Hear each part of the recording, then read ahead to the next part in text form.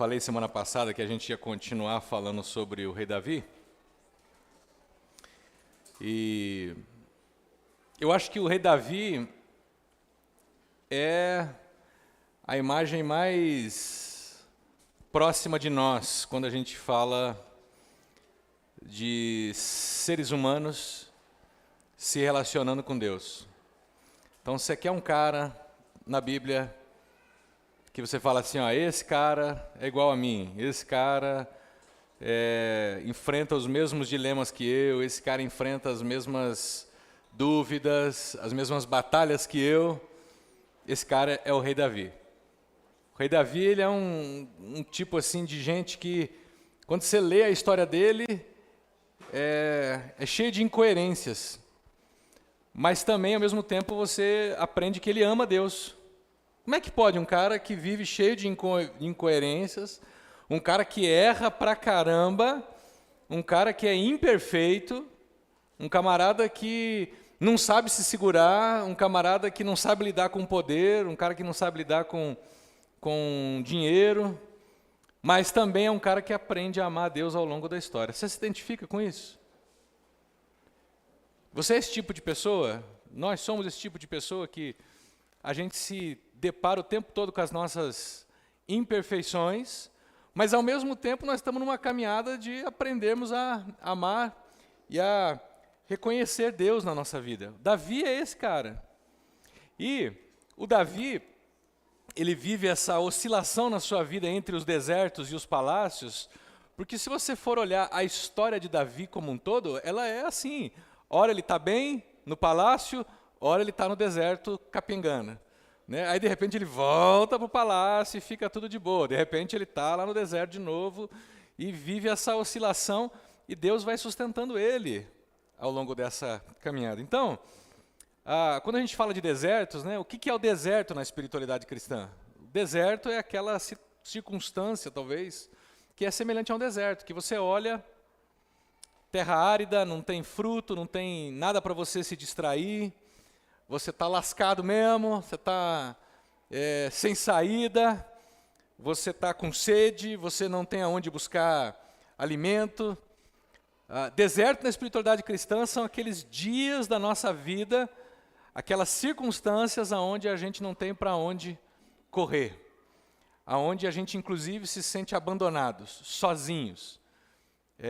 Você olha em volta e está todo mundo bem, está todo mundo encontrando o seu rumo, está todo mundo, parece que fazendo o que nasceu para fazer, e você se olha e fala, e eu estou aqui perdido, eu estou aqui sem saber para onde continuar. Desertos na espiritualidade cristã são esses dias que você ora e parece que a resposta não vem. É aqueles dias que você espera e nada acontece. Desertos são circunstâncias desafiadoras para nós. E o rei Davi sabe muito bem o que é um deserto. A gente viu na semana passada, ele é um camarada que passa a infância na casa do pai, um pastorzinho de ovelhas, adolescente. De repente, um dia, a vida dele muda quando ele mata um soldado super preparado para a guerra, o Golias, e aí ele vira, né, a celebridade da sua região, da sua terra, e aí ele é convidado a ir ao palácio, porque ele matou um gigante, que não é um gigante, eu sempre falo gigante porque isso está na mente, não vou parar de falar gigante. Quando você fala gigante, você pensa que Golias é um Gulliver, né? O cara que anda assim, tá. Não, Golias é um soldado experimentado, é um cara que sabe lutar desde criança, é um cara assim forte, é um camarada que ninguém consegue vencê-lo, porque ele é bom no que ele faz, em matar pessoas, né? Ele é forte, ele carrega uma lança, que só a ponta da lança dele pesa mais de 6 quilos, né? Só o escudo que ele carrega é mais de 25 quilos de prata. Então, e um cara desse ainda fazer os movimentos é porque o cara é forte, o cara é bom. E depois que Davi mata esse camarada, ele vira celebridade, o rei de Israel chama ele para ir para o palácio. Para quê? Para prepará-lo, para torná-lo um grande guerreiro, um grande soldado, um grande comandante. E é o que acontece com Davi. Davi vira um expert em liderar batalhas, só que junto com essa ascensão vem a inveja do próprio rei Saul, porque daí o pessoal começa a olhar para o Davi e começa a falar que Davi é melhor que Saul. E não tem coisa pior, né, do que alguém te comparar com outra pessoa. Será que tem coisa pior do que alguém te comparar com outra pessoa? Tem. É você se comparar com outra pessoa. E o rei Saul, ele começa a olhar isso e começa a ficar, pô, peraí, esse cara está tomando meu lugar. E aí Davi vira alvo da ira do rei Saul, porque daí o rei Saul, que antes era o cara que estava acolhendo ele, dando promoção para ele, agora o rei Saul quer matá-lo. E o rei Saul arruma várias maneiras de tentar executar Davi na surdina. Né? Davi, vai lá, lidera essa turma aqui, ó, de mil soldados aqui naquela guerrinha fácil que tem ali. Né? E Davi vai e volta vitorioso. Davi, seguinte, tem uma missão para você. Eu quero que você vá lá no meio dos filisteus e traga para mim traga 100 prepúcios daqueles soldados para mim, né? E aí o Saul está pensando que ele vai lá e vai morrer. E daí ele volta com o saquinho dos prepúcios e dizendo, está aqui.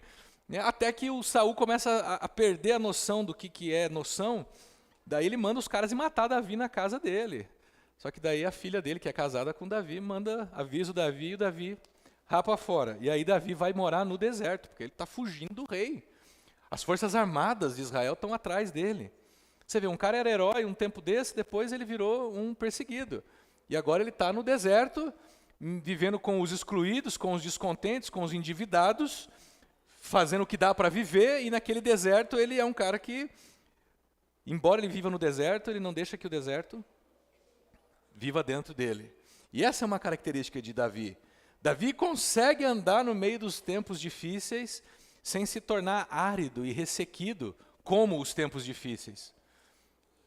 A gente vai atravessando a vida, a gente vai vivendo. Vocês já perceberam como que as circunstâncias afetam a maneira como a gente vive?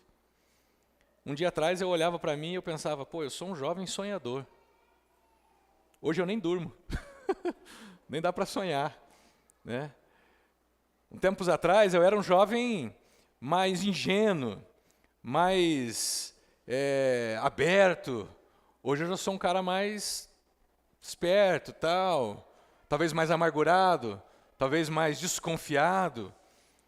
A vida vai batendo na gente, mas a gente tem que cuidar, porque o deserto ele pode entrar também dentro do nosso coração, e a gente virar um coração que não frutifica mais, que não sonha mais, que não dá mais nada de bom, que não abençoa outras pessoas.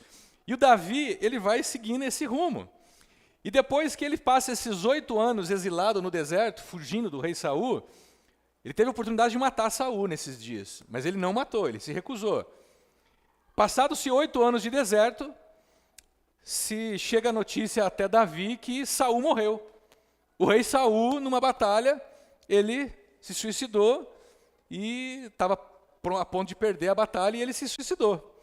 E junto com a morte de Saul, quando Davi recebe a notícia da morte de Saul, olha só que interessante, diz o texto que Davi chora, porque morreu o rei. Ele recebe a notícia que morreu Jonatas, que era o herdeiro direto do rei Saul,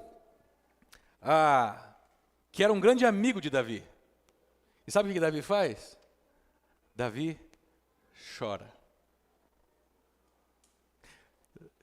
Quando Saul morre, e Jonatas, que é o herdeiro do trono, também morre, Davi é feito rei no sul de Israel, em Judá. E quando Davi se torna rei, ele ganha poder de novo. Ele sai do exílio, do deserto, e ele volta para o palácio. Mas ele não é rei de todo Israel, ele é rei apenas de uma região, de Judá. E lá, em Judá, quando ele se torna rei, ele faz um acordo de paz com o general, que era o chefe das forças armadas do rei Saul. Um acordo de paz, que era o Abner. E o Abner concorda com Davi, beleza, vamos ficar tranquilo, vamos seguir em frente. Saul morreu, agora você é o rei, a gente vai seguir em frente. Mas Davi tem um comandante no exército dele chamado Joabe, que é um cara meio traiçoeiro, um cara meio traíra, um cara que faz as coisas meio sem pensar.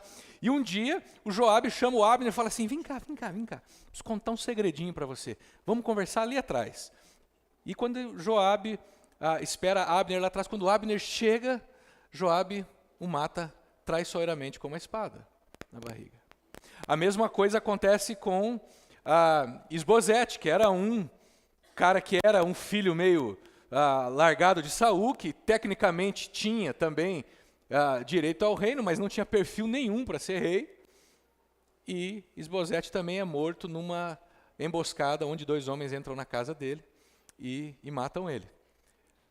E Davi, quando fica sabendo da morte de Abner, que é o general do exército que perseguiu ele por 8 anos no deserto, sabe o que Davi faz? Davi chora. Quando Davi fica sabendo que Isbosete, um pretenso, um possível herdeiro do trono, da família, porque quando um rei assumia na antiguidade, ele matava quando ele não era da linhagem, ele matava todos os descendentes do antigo rei. Mas Davi não fez isso. E Isbosete era um cara que tinha esse potencial, e Davi, quando recebe a notícia da morte de Isbosete, ele chora. Agora pensa comigo, um camarada que passou 8 anos no deserto, fugindo de Saul. Um cara que ele dormia nas cavernas e, de repente, antes do amanhecer, ele tinha que sair correndo porque o exército de Saul tinha cercado ele todo. E ele cada dia estava num lugar, de repente tinham pessoas que denunciavam onde ele estava. Um cara que durante 8 anos está lidando com traições, que está lidando com morte, um cara que está lidando com a vida cruel. Esse cara tem a capacidade de, depois dessa época, chorar pelos seus inimigos. Você sabe por quê? Davi não guarda mágoas no coração. É interessante isso. Aí que você vai conhecendo um pouco de Davi. Ele é um cara assim, um cara complicado. Um cara que faz muita coisa errada, mas ele tem um coração voltado para Deus e ele quer aprender a andar com Deus. O Davi, ele não guarda a mágoa desses inimigos e ele tem a capacidade de chorar mesmo depois de passar 8 anos numa terra árida, numa terra ressequida. Por quê? Porque durante esses 8 anos ele irrigava o seu coração com Deus, com a palavra de Deus. Ele escrevia os salmos. A gente viu semana passada que ele orava, ele buscava Deus, mesmo no deserto. E isso é uma prática que nós ainda precisamos crescer muito nela. Porque a gente tem muitas outras maneiras de lidar com o deserto na nossa vida. A gente lida com o deserto como? Comprando coisas, assistindo seriados, pedindo uma pizza, né? A gente lida com o deserto fazendo viagens, aventuras. A gente lida com os desertos da nossa vida, cuidando do nosso corpo, né? Comprando um carro novo. Só que chega uma hora que você percebe que essas coisas não resolvem, porque você faz e você está sempre no deserto. Buscar a presença de Deus, orar a Deus, colocar a sua aflição diante de Deus, é uma prática que irriga você, que te deixa você hidratado em dias de seca. Mas eu não consigo explicar isso para você, eu não consigo dar uma prova disso para você. Isso é uma coisa que você, meu irmão, vai ter que praticar, é uma coisa que você vai ter que fazer. Nos dias que você estiver abandonado, choramingando, e achando que nada e ninguém está olhando para você, você vai ter que colocar o seu coraçãozinho diante de Deus e dizer: Deus, o Senhor é a minha luz, o Senhor é a minha salvação, de quem que eu vou temer? De quem que eu temerei? O Senhor é meu pastor e nada me faltará. O Senhor me faz andar por verdes pastos, guia-me mansamente por águas tranquilas, refrigera a minha alma. Só que você, como uma boa pessoa que mora no Ocidente, racional, você acha que isso é perda de tempo. Porque, na verdade, você tem que fazer alguma coisa para resolver a sua vida. Mas o rei Davi não. O rei Davi, ele tem a capacidade de chorar nesse momento. E Davi se torna depois, já que ele era rei em Judá, ele é feito rei de todo o Israel. E quando Davi é feito rei de todo Israel, ele toma uma decisão, ele vai conquistar a cidade de Jerusalém, que até então não tinha sido conquistada. A cidade de Jerusalém fica no meio de morros, em cima de morros. É difícil de você chegar. Davi, um grande comandante, um cara experiente, ele invade Jerusalém, ele toma Jerusalém, faz Jerusalém capital do seu reino, e ele percebe que tinha uma coisa que estava faltando, que era a Arca da Aliança. A Arca da Aliança era aquela arca, né, onde o povo de Israel, na época do deserto, construiu e colocou dentro dela um pedacinho das ervas amargas que eles comeram no deserto, colocaram também, tinha as tábuas da lei, tinha mais um trem lá que eu não lembro o que era. Essa arca era um símbolo da presença de Deus no meio do povo. Só que 30 anos antes, essa arca tinha sido roubada pelos filisteus do meio do povo de Israel.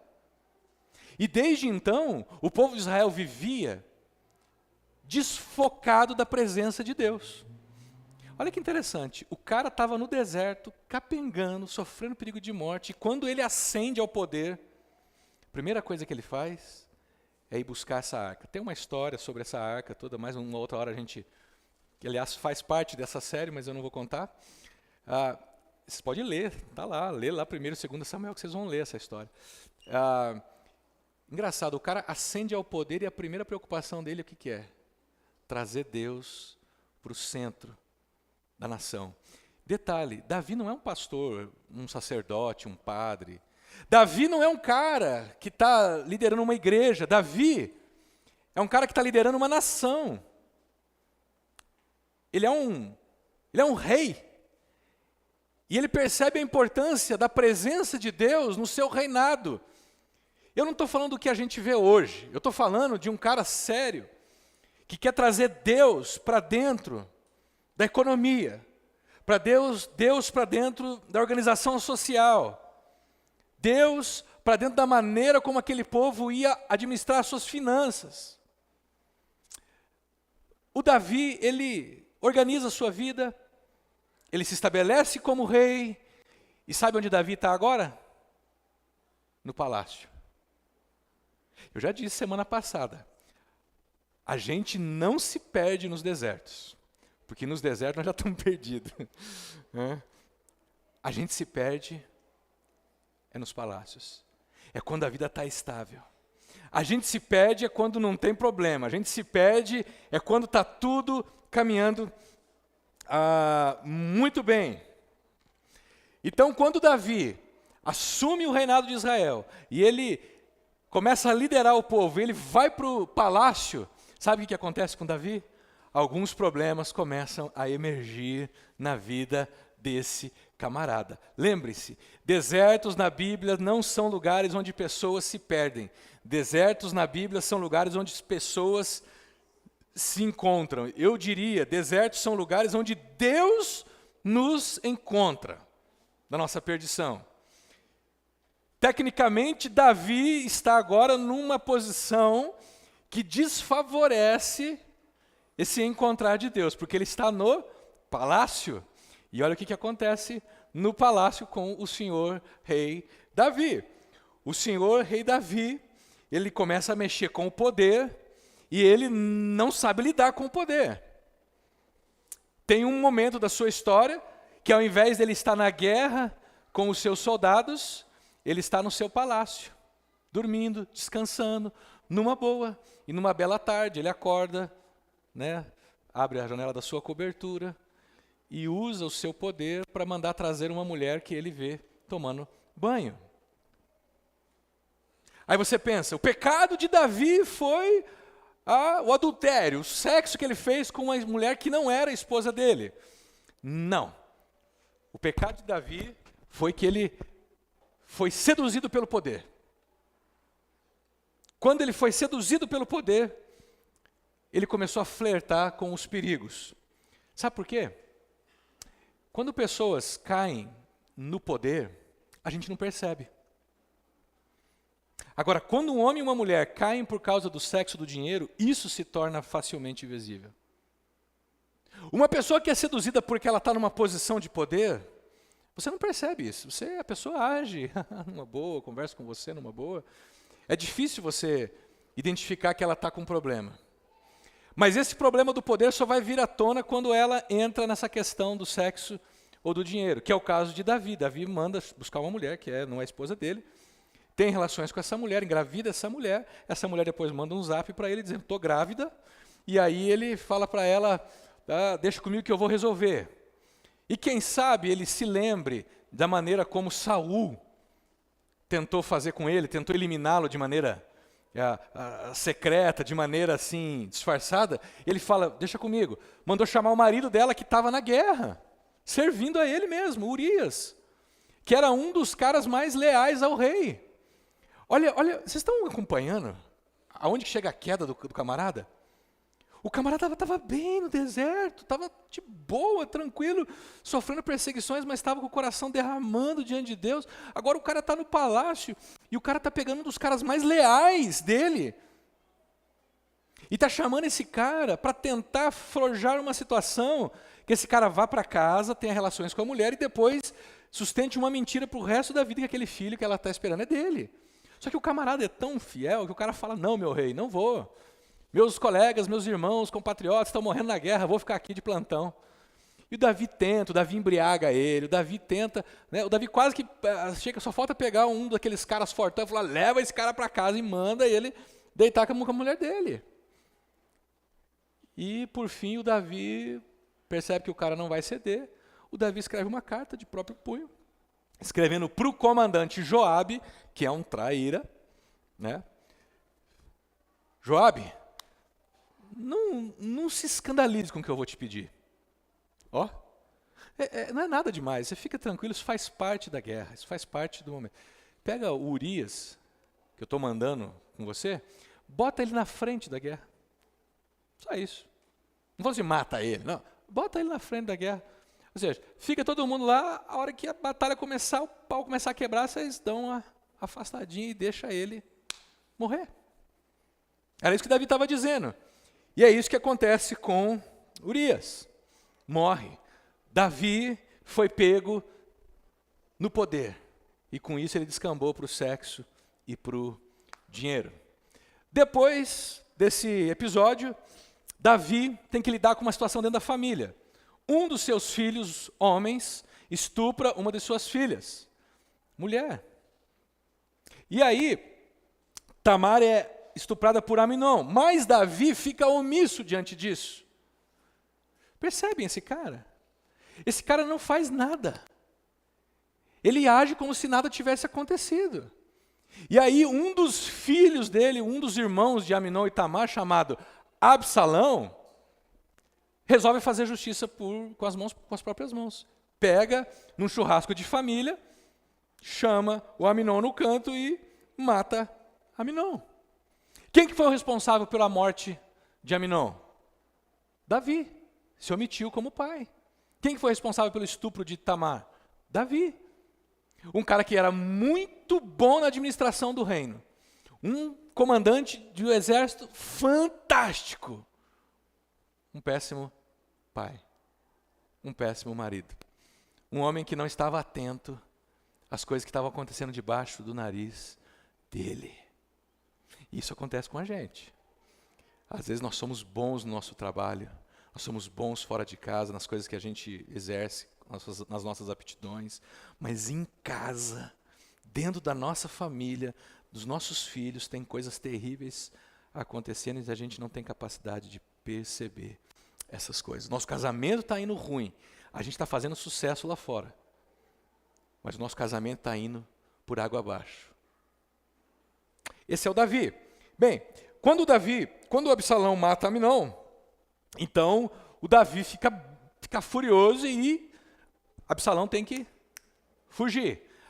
O Absalão vai para o deserto, fica cerca de 3 anos lá no deserto. Quando Absalão volta, Absalão não conversa com o pai, por nada. Davi fala, não, meu filho, você pode ficar por aí, mas não quero mais papo contigo, não.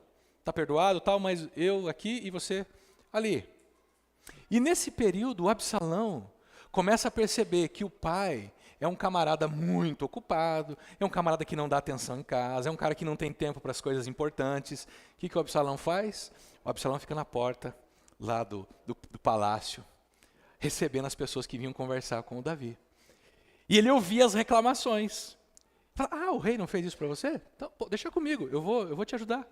Eu vou te ajudar. Você está precisando disso? Você está precisando de uma forcinha ali? Você já conversou, você já mandou um protocolo, já mandou um requerimento, nada? Não, deixa comigo que eu vou arrumar.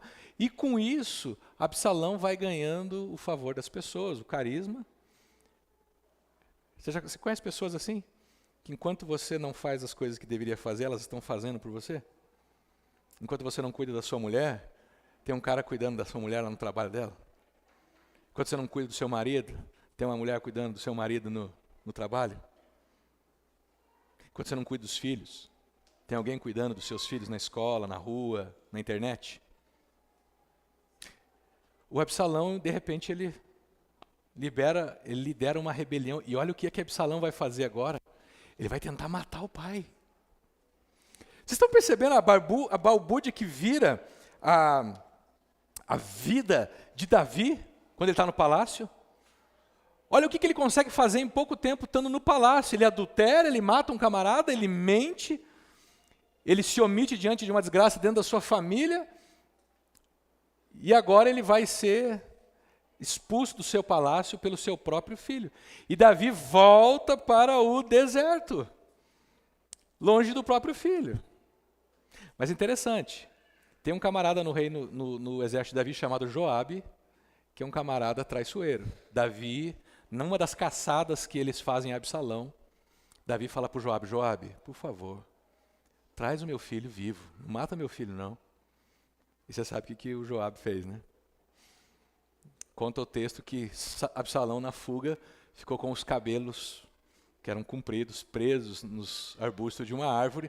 Portanto, não tenham cabelos compridos, entendeu? Porque senão você pode ficar preso no arbusto de uma árvore se você estiver fugindo de alguém num cavalo e passar debaixo de uma árvore.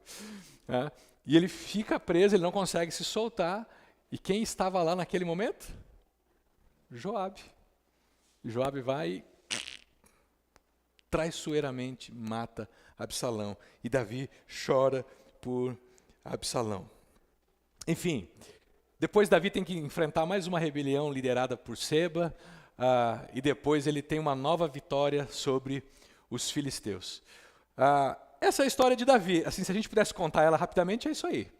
A gente podia, na verdade, quem veio hoje, né, perdeu semana passada, porque eu contei a primeira metade. Essa aqui é a segunda metade. A história de Davi basicamente é essa. Um camarada que sai do curral do seu pai, quando ele cuidava de ovelhas, um pastorzinho de ovelhas, e ele chega ao cara mais poderoso de Israel, Davi. A ascensão de Davi começa na derrota de um filisteu. A vida pública de Davi começa na derrota de um filisteu, que era Golias.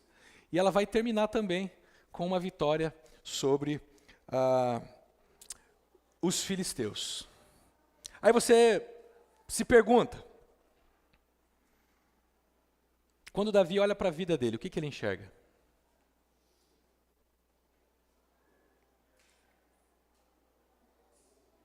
Você quer aprender, meu querido, a perceber aonde que Deus está te levando? Você precisa começar a aprender a olhar para a sua história. Para a sua história. E perceber os caminhos por onde Deus te conduziu ao longo da história. Tudo bem, tem gente aqui que tem pouca história para olhar.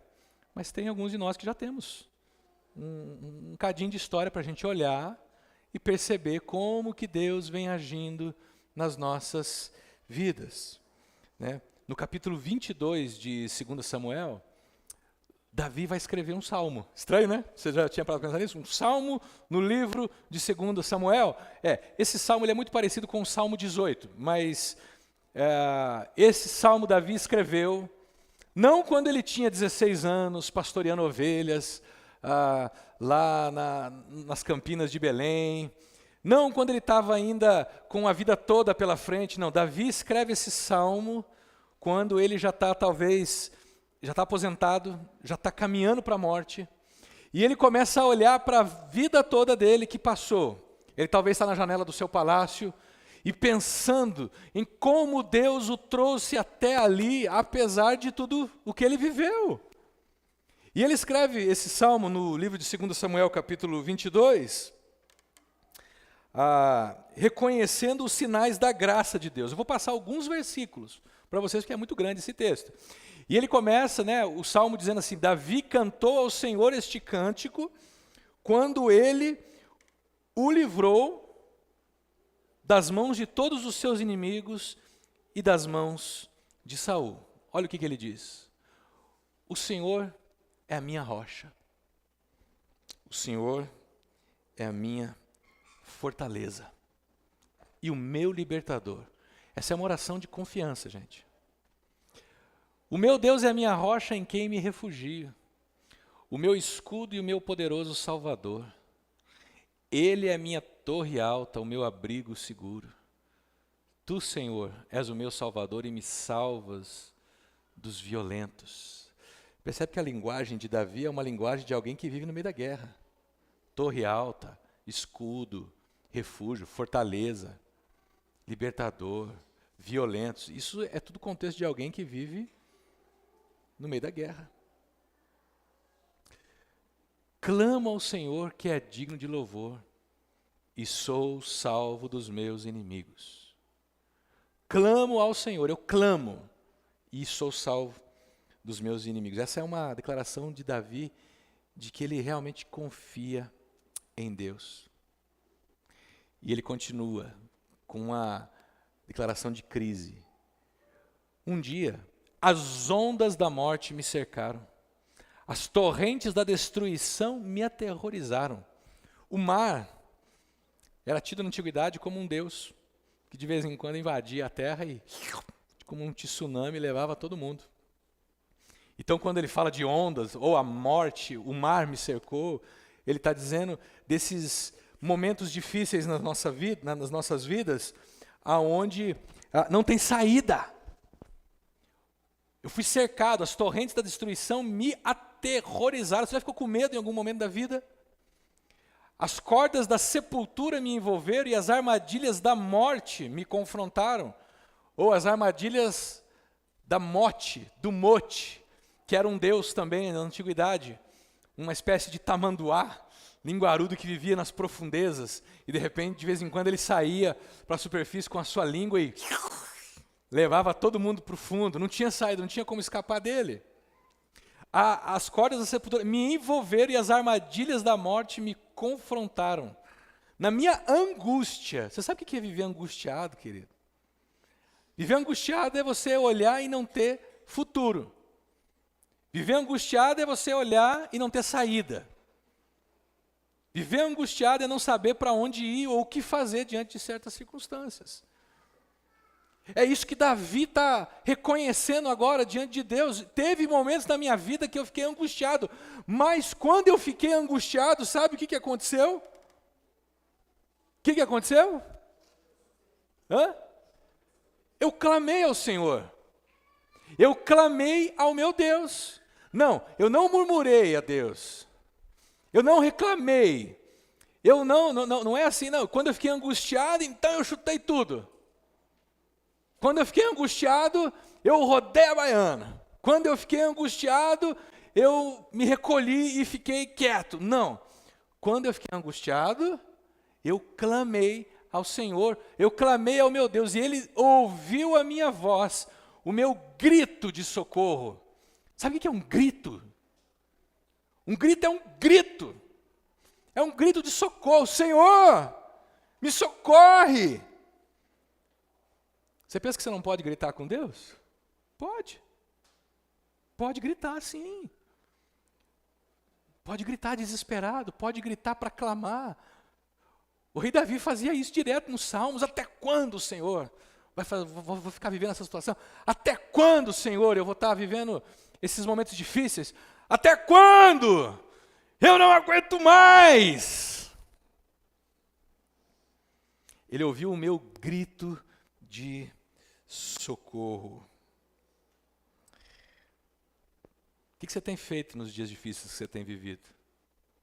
Você tem clamado a Deus? Você tem murmurado? Você tem sido uma pessoa amarga? O deserto está entrando dentro de você? O deserto é sutil, gente. O deserto, ele entra dentro de nós e vai nos consumindo. Eu clamei, e quando eu clamei a Deus das alturas, Ele estendeu a mão e me segurou e tirou-me de águas profundas, quando eu já estava morto, quando eu já não tinha mais esperança, quando eu já não tinha mais o que fazer para resolver a minha situação, Ele me tirou das águas profundas. Isso é salvação, irmãos. Se você não começar a olhar para Deus, olhar para a espiritualidade cristã, para Jesus, como alguém que te salva, você vai viver com medo. Por que eu falo que isso é salvação? Salvação não é alguém que está se batendo numa água, num rio, num mar, e dizendo, por favor, alguém me salve, alguém me ajude. E aí vem um helicóptero, e aí um cara pula e te pega, e te leva, e te salva. Não, isso não é salvação. Isso é dar uma ajuda para você, que você não estava conseguindo sair da água. Salvação é quando você está morto quase, lá, ou morto no fundo do oceano, no fundo do mar. E de repente, quando você menos esperava, alguém pula. E desce até você e resgata você de lá. Você não tinha o que fazer, você já estava enrolado, filho. Você já estava nas águas profundas. Isso é salvação. E eu penso que Deus tem agido assim conosco ao longo da vida. Quantas vezes você nem percebeu e você estava em águas profundas, sob as mãos do inimigo poderoso. O que é um inimigo poderoso para você? Dinheiro? Situação financeira? Relações afetivas, pessoas no trabalho. O que é um inimigo poderoso para você? Situação do seu país, vontade de ir embora. O que é um inimigo poderoso para você? Fidelidade, lealdade no casamento, lealdade, integridade sexual.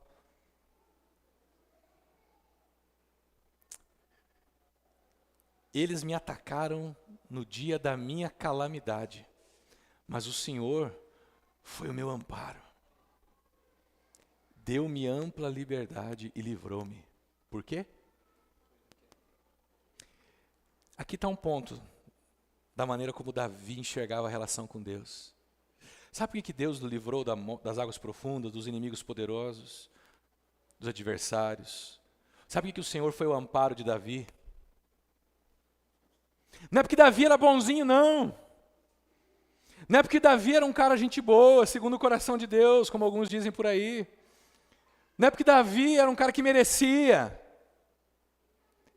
Por que que Deus cuidou dele? Por quê? Amor. Deus te ama. Ponto. Até quando você vai duvidar disso? Deus ama você. Ele me quer bem. Mesmo assim, mesmo Deus me querendo bem, houveram dificuldades na vida. Eu tenho uma pessoa que de vez em quando ela fala assim, não, eu não acredito em Deus porque Ele não faz o que eu quero que Ele faça para mim. Mas é o que a gente faz, é o que a gente diz muitas vezes. Mesmo a gente passando por momentos de deserto, saiba de uma coisa, Deus nos quer bem. A gente precisa encarnar esse negócio, gente, senão a gente não vai conseguir ser uma comunidade diferente, uma pessoa diferente. A gente não aprender a passar pelos sofrimentos da vida calado, às vezes, com maturidade, a gente não vai conseguir vencer, não. A gente vai estar sempre dando com o burro na água. A gente precisa começar a encarar que o sofrimento é parte da nossa história. Tá? E Deus está conosco.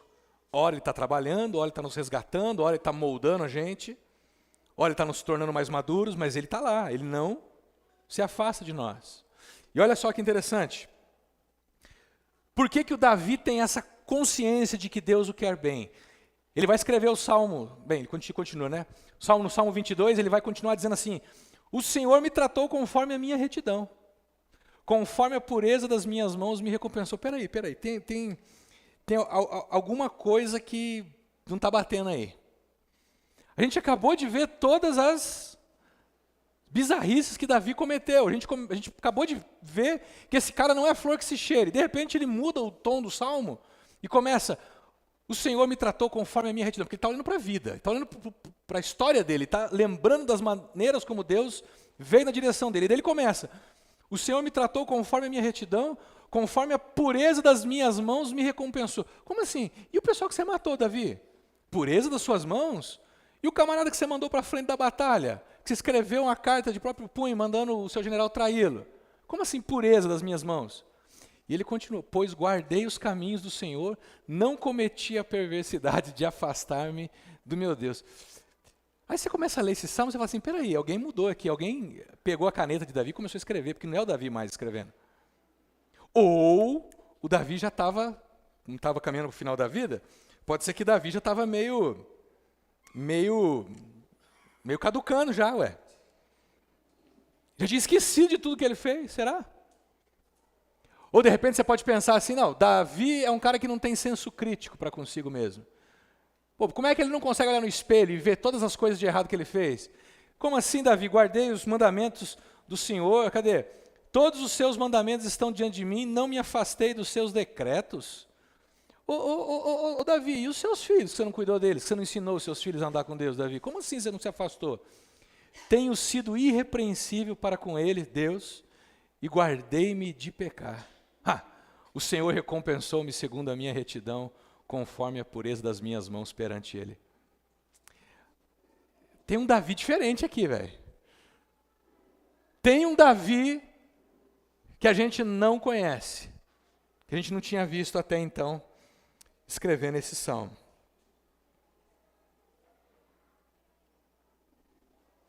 Eu acho que Davi escreve essas frases que parecem loucura, porque eu acho que Davi entende sobre o perdão de Deus de uma maneira muito mais profunda do que todos nós juntos aqui. Lembra o que eu falei no começo? Davi é um cara que erra, mas é um cara que aprende a amar a Deus ao longo da vida. E parece que aqui Davi, apesar de toda a sua história, ele entende que a graça de Deus, o amor de Deus, é a única maneira pela qual Deus se relaciona conosco. Olha o que Davi escreve no Salmo 32. Como é feliz aquele que tem suas transgressões perdoadas e seus pecados apagados. Dentro da poesia hebraica, esse negócio é interessante, porque se você não entendeu a primeira frase, ele te dá a chance de entender na segunda frase. Como assim? O que é transgressões perdoadas? São pecados apagados. Como é feliz aquele que tem as suas transgressões perdoadas e seus pecados apagados. Como é feliz aquele a quem o Senhor não atribui culpa e em quem não há hipocrisia. Como assim, em quem não há hipocrisia? O que é quem não há hipocrisia? Quem é que não tem hipocrisia? É aquele que não erra? É aquele que anda coerente? Porque a gente pensa assim, a gente fala assim para as pessoas, deixa de ser hipócrita, meu. Para de viver a sua vida de maneira incoerente. Será que em quem não há hipocrisia é alguém que não erra? É alguém que faz tudo certinho? É alguém que sabe fazer a coreografia de Deus? Bem-aventurado, feliz é aquele em quem não há hipocrisia. Quem reconhece o seu pecado diante de Deus. Ele diz, então, reconheci diante de ti o meu pecado e não encobri as minhas culpas. E Davi aqui está escrevendo esse salmo quando ele traiu Urias, quando ele adulterou com a mulher de Urias. E ele se arrependeu, e ele está dizendo, Deus. Lembra que eu falei que Davi está falando sobre perdão? Como que ele entende o perdão? É assim que ele vê o perdão. Deus, eu reconheci diante de ti e não encobri as minhas culpas. Eu disse, eu confessarei as minhas transgressões ao Senhor e tu perdoaste a culpa do meu pecado. Ponto. Essa relação da graça de Deus devia nortear melhor a nossa história. Quando a gente olha para a nossa incoerência, e ao invés de a gente ficar justificando a nossa incoerência, a gente reconhece diante de Deus. E a gente confessa as nossas culpas diante de Deus. E quando a gente confessa, o que ele faz? Ele perdoa os nossos pecados. Se a gente confessar os nossos pecados, ele é fiel e justo para nos perdoar os pecados e nos purificar de toda injustiça. Mas por que eu confesso os meus pecados? Eu confesso os meus pecados não porque eu tenho que manter as contas curtas com Deus. Eu confesso os meus pecados porque eu entendo que esses meus pecados têm sido pedra de tropeço na minha vida e têm me levado para caminhos estranhos. Então eu confesso a Deus para que Deus possa continuar não só me perdoando, mas me tornando também alguém diferente. O exercício da confissão é um exercício de humildade que me leva a pegar o meu coração e reconhecer quem de fato é Deus e quem eu sou de fato. Por isso que eu confesso os meus pecados e Deus perdoa as minhas culpas. Olha o que Davi continua dizendo. Portanto, que todos os que são fiéis orem a ti, Senhor, enquanto pode ser encontrado. Quando as muitas águas se levantarem, elas não o atingirão. Quando Davi faz uma retrospectiva da sua vida, meu querido, quando as muitas águas o atingiram, sabe o que o manteve de pé? A graça de Deus. Pô, eu fiquei quase uma hora falando isso para vocês para dizer isso. A graça de Deus nos sustenta em dias difíceis e ao longo de toda a vida. Mas eu e você temos que reconhecer, nós temos que confessar, nós temos que deixar o nosso coração ser trabalhado por Deus. Agora, quem são esses fiéis? De novo, em quem não há hipocrisia. Quem são os fiéis? São aqueles que fazem tudo direitinho? São os santinhos? Quem são os fiéis? Quem são? Quem? Raimundo Nonato? Não. Quem? Como é feliz aqueles que têm as suas transgressões perdoadas e seus pecados apagados. Fiéis são aqueles que reconhecem os seus pecados diante de Deus e têm os seus pecados apagados. Não é apagado como aquela borracha. Lembra que quando a gente era mais jovem, talvez o pessoal mais novo aqui não vai saber do que eu estou falando. Tinha uma borracha que era vermelha e azul, não tinha? E contava-se a lenda que a parte azul apagava caneta. Aí quando você ia apagar a caneta, não apagava. Aí você fazia o quê? Assava na língua. Né? Aí a hora que você apagava, véio, ficava aquele... Rasgava a folha, aquele buracão, não é? Aí você pensa, será que o perdão de Deus é assim? Ele dá uma apagada, mas fica borrado lá, aí você fica vendo, pô, não, tá apagado, mas eu sei que teve um trem aqui. Não. Deus apaga os registros dos nossos pecados quando a gente, em Jesus, confessa os nossos pecados a Ele. Fica novinho. Tanto que se você for falar com Deus sobre os seus pecados, que já foram perdoados, Deus vai dizer para você assim, com licença, meu filho, do que você está falando? Não, daquele pecado que eu confessei, babá. Eu vou dizer, não, mas peraí, eu não estou entendendo a nossa conversa. Eu não sei mesmo do que você está falando. O Davi tinha essa capacidade de entender que o perdão de Deus era algo que não só limpava, mas limpava sem deixar borrão, sem deixar rastro. Isso, para alguns, soa como uma permissão para então eu vou fazer o que eu quero. Se você pensou isso, você ainda tem muito que aprender sobre o que é o perdão de Deus, o que é a salvação. Porque essa notícia de que Deus apaga os nossos pecados deveria ser para nós um fator motivador para dizer, segue em frente, continua tentando. Continua perseverando. E cuidado quando os desertos vierem na sua vida, mas tenha mais cuidado ainda quando você estiver nos palácios. Porque é lá que você se perde, meu querido. É lá que a porca entorta o rabo. Gostaram dessa citação? Essa veio agora. Pô, vocês botam no Instagram esse negócio. Aí, é lá que a porca entorta o rabo. A filho chora é onde a mãe não vê. A relação genuína com Deus tem a ver com o que Ele fez por nós, e não com o que a gente faz por Ele. Lembra disso, tá? Muitas vezes a gente se relaciona com Deus pensando no que eu posso fazer por Ele, para agradá-lo. Esquece, querido, Deus não precisa e não pode ser agradado por nós. O lance da espiritualidade cristã é o que Ele fez por nós. Quando Ele enviou o Seu Filho há um bando de seres humanos desconectados dele, um bando de seres humanos que resolveram viver a sua vida à parte dele, mas ele mandou o seu filho para nos resgatar e morrer pelos nossos pecados e pelas nossas culpas. Isso é o que Deus fez por nós, nos dando a chance de sermos nova vida. Então, quando a gente está se relacionando com Deus, a gente tem que lembrar do que Ele fez por nós, não do que eu posso fazer por Ele. E é isso que deve levar o meu coração, a minha vida, a continuar em frente, que era o que Davi fazia. Alguns anos atrás, ou 1000 anos depois que Davi escreve esses salmos, num dia que Jesus estava andando com os seus discípulos, alguns homens trazem essa mulher até Jesus, uma mulher que foi pega em adultério, e, cara, é engraçado que os caras não trouxeram o homem. Então já tinha também, desde aquela época, esse negócio de, né, esse machismo que sempre botou as mulheres em situação mais desfavorável, sempre.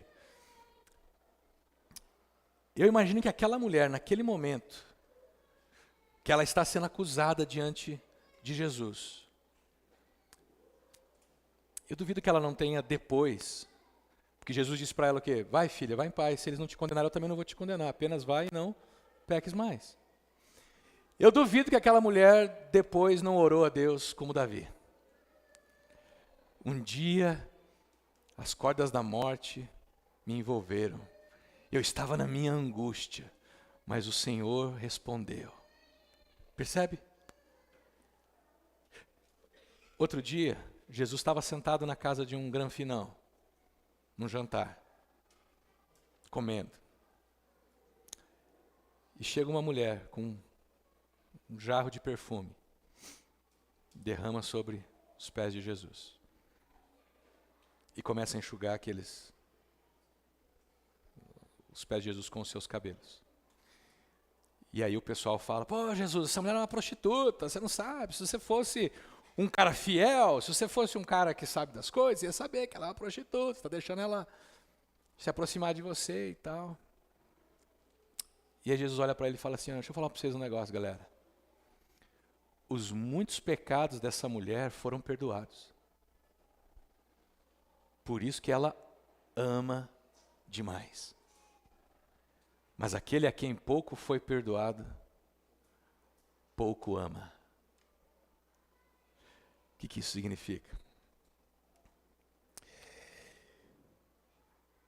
Que se você olha para Deus, pensando assim, até que eu não sou de jogar fora, até que eu sou gente boa, provavelmente o seu amor por Deus é num nível assim, muito, muito easy, muito experimental ainda. Mas à medida que você vai andando com Jesus, e você vai percebendo quem você de fato é, as disfunções todas, as limitações todas que você enfrenta, você começa a amar mais a Deus, sabe por quê? Que quanto mais pecados, mais perdão você recebe. E quanto mais perdoado você é, mais você vai ficando grato a Deus. Eu acho que era essa gratidão que tomava conta do coração do rei Davi, que ao longo da sua vida percebeu como que Deus o conduziu, e Deus foi gracioso com ele. E Deus tem sido gracioso com você, querido. Deus tem sido gracioso contigo. Olha para a sua história. Olha para todos os dias que você já viveu. Talvez você tenha um salmo para escrever. Se você for relembrar os momentos onde você ficou angustiado, os momentos onde você não tinha para onde correr, fica à vontade, Luiz, não esquenta não, pega lá. Talvez você olhe para a sua história e você perceba como que Deus foi gracioso contigo. E principalmente depois que você conheceu Jesus e soube do que Ele fez por você, isso deveria ter aumentado ainda mais a sua gratidão por Deus. de saber o quanto Ele tem sido bondoso contigo, o quanto Ele te ama, apesar de eu e você sermos quem somos.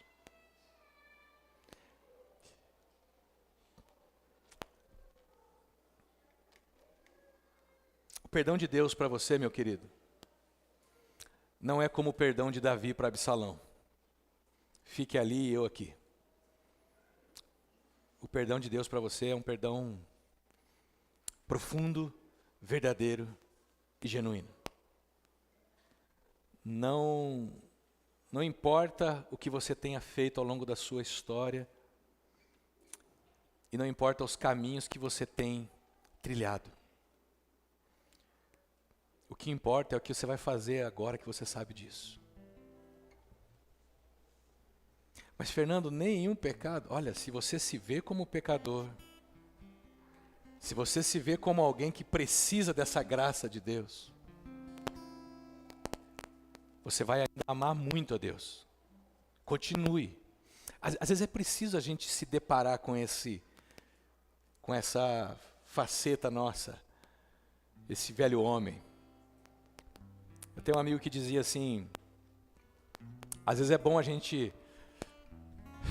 É estranho o que eu vou dizer, mas de certa forma é bom que a gente cometa alguns pecados, porque daí quando a gente vai diante da presença de Deus, a gente tem que deixar o nosso cetro do lado de fora. Talvez eu diria, é bom que a gente perceba os nossos pecados, para que quando a gente chegar diante de Deus, a gente não chegue com nada de hipocrisia para Ele. A gente possa chegar e dizer, Deus, o que eu tenho é isso aqui, sou eu, que preciso do seu trabalho a cada dia em minha vida, que preciso da sua graça me transformando. Deus, sou eu que tenho vivido longe de Ti. Eu tenho escolhido os caminhos que o Senhor não escolheu para mim, mas eu ouvi que o Senhor é bondoso, e eu ouvi que o Senhor me espera de volta todos os dias, e eu ouvi que o Senhor não me abandona, e que o Senhor tem cuidado da minha vida, porque o Senhor me quer bem. Então me perdoe, mas não só me perdoe, ó Deus, mas faz de mim alguém novo, faz de mim nova criação, ó, faz de mim nova criação. Se você não sabia, eu vou te contar um segredo. Você e eu, se você está andando com Jesus, você está vivendo nessa história,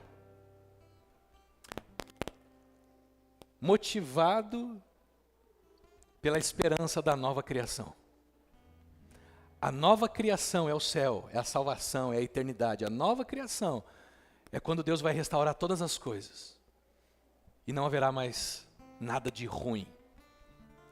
A nova criação é quando nós seremos restaurados ao estado perfeito. Quando você se rende a Jesus, você está adentrando esse projeto. E você está se tornando, ou melhor, você está sendo tornado por Deus em nova criação. O apóstolo Paulo fala isso para a gente em 1 Coríntios 5. Se alguém já está em Cristo, aí vocês vão dizer, é nova criatura? Não é nova criatura.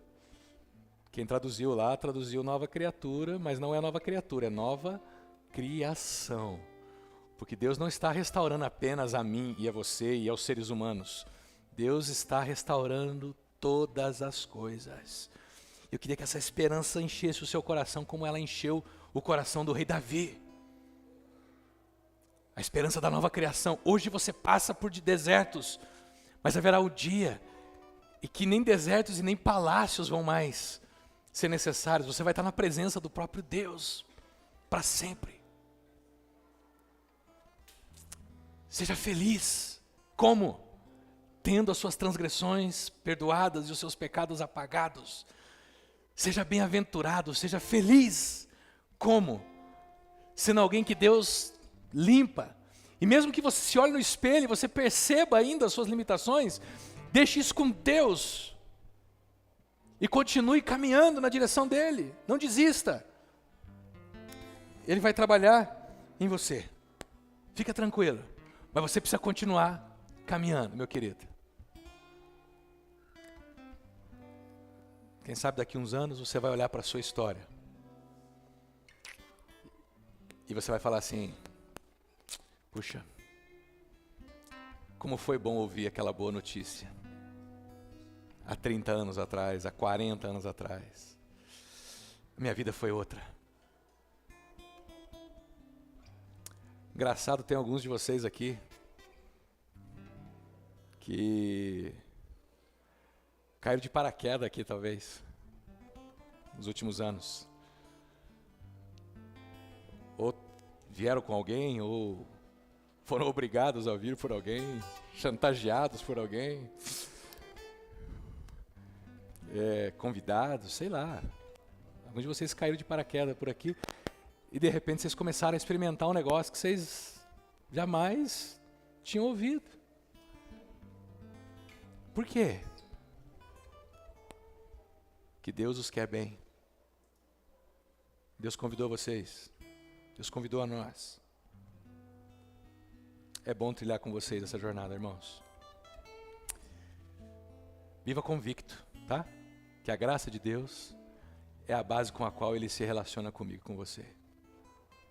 Não deixe ninguém te enganar. A graça dEle, o favor. Deus é aquele carpinteiro, aquele marceneiro que se assenta junto com a sua criação. Põe no colo, conversa. Ele é justo. Por isso que quem o afronta sofre julgamento. Mas não porque ele é um ser vingativo. Porque ele é justo. Só isso. Ele é justo. Mas quem se rende a ele, meu filho, você vai encontrar perdão de sobra, amor de sobra, força de sobra para caminhar com ele. É por isso que o rei Davi, ao longo da vida, mesmo dando as suas vaciladas, ele foi conhecido como um homem segundo o coração de Deus. Quando alguém te perguntar por que ele era segundo o coração de Deus, não fale que é porque ele era bonzinho, não. Porque ele não é bonzinho coisa nenhuma. É porque Davi aprendeu ao longo da vida a não amar outros deuses. Ele amou apenas a Deus. E ele amava e reconhecia o amor de Deus por ele. Que tal nessa manhã a gente fechar os nossos olhos e orarmos? Talvez você tenha coisas a confessar. Confesse a Deus agora. Confesse os caminhos que você tem tomado longe dele. Não só na prática, mas no seu coração. Reconheça que a mente, as motivações, elas têm um alcance grande e nos levam por lugares terríveis, muitas vezes. Então, confesse a Deus que talvez os desertos que você tem vivido, que é o lugar e a circunstância onde Deus está te salvando, você está achando que é ali que você está se perdendo, mas lembre-se que é ali que Deus está te guardando e te protegendo. Confesse as suas culpas a Ele, para que Ele perdoe e apague as suas transgressões.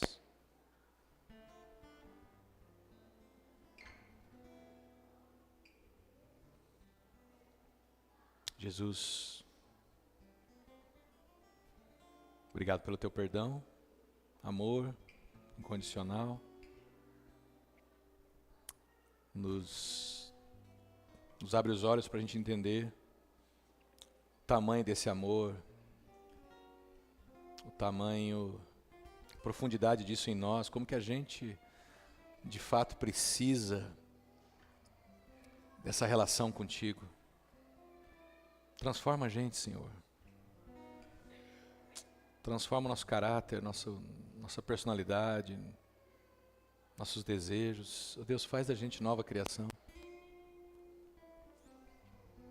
irriga o nosso coração nos dias difíceis e nos livra da tentação nos dias fáceis. É isso, Senhor. Amém.